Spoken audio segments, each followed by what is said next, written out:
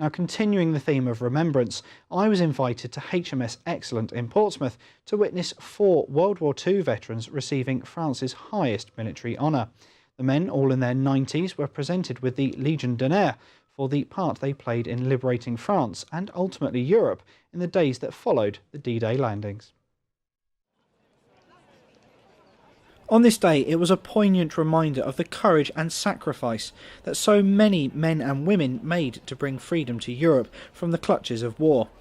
But it was also a day of celebration, as a quartet of veterans were thanked by a representative of France for their service during D-Day.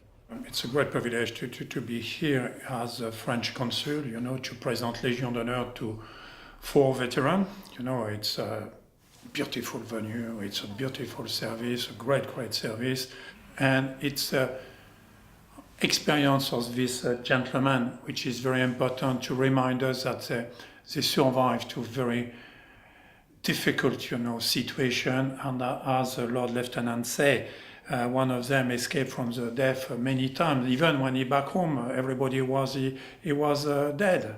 So it's to teach the young generation. Don't do it. Don't do it. Live in peace. Well, it's absolutely incredible. It absolutely changed the Western world. These veterans helped the recapture of Europe. They helped to set the seeds for the end of the Second World War.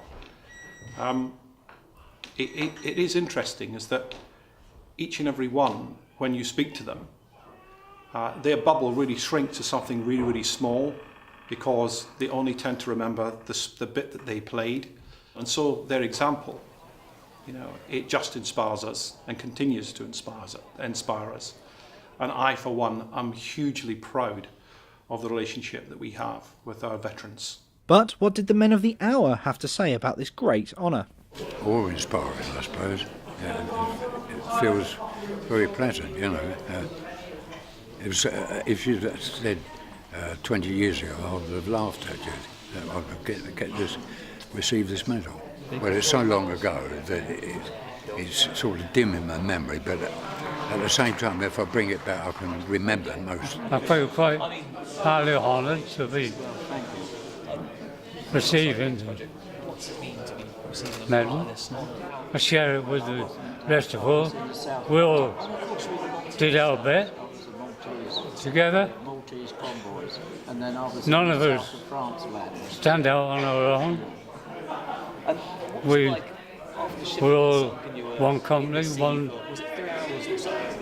and there you go. Président de la République, et en vertu des pouvoirs qui nous sont conférés, nous vous faisons chevalier dans l'ordre de la Légion d'honneur. Congratulations.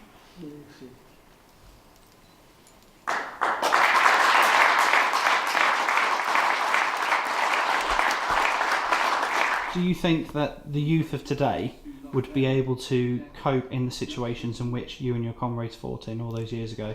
Yeah, I think so. I can remember beginning of the Second World War, my father and my uncles didn't think that the generation of that would be able to cope like they did in the First World War, but we did. And I think you have to be confident that each generation will be the same. They would cope the same as we did, because they're British and they're British through and through, and they will cope the same as we did. Yeah, I live in Drayton. I was made I was born a in hut London. member at Collingwood when I joined the Navy, And stayed of in. 30 guys, Stayed in all until 18 years of 1971. age, and then had left their mother's laps. Which street But part of the war? The memories that you they have turned out to be stay with men. you forever. Probably, yes. Uh, That's what caused the British You don't to think be of it what they much are either. today. You don't- Our two countries are very close, and even if sometimes it was my sweet enemy, and now, still in the 21st century, we are shoulder to shoulder to fight against a common enemy. So that is what the ceremony has today is, recognition of the bravery and the heroic action of this veteran, who, as I said in my speech, who give back to France his pride and his honour. It was clear to see that each of the men was humbled by this experience, and now these medals will serve as a reminder to us all of the courage that the boys from Hampshire showed to win victory in Europe. This is Richard Stringer for That's Solent. Parade, stand at ease.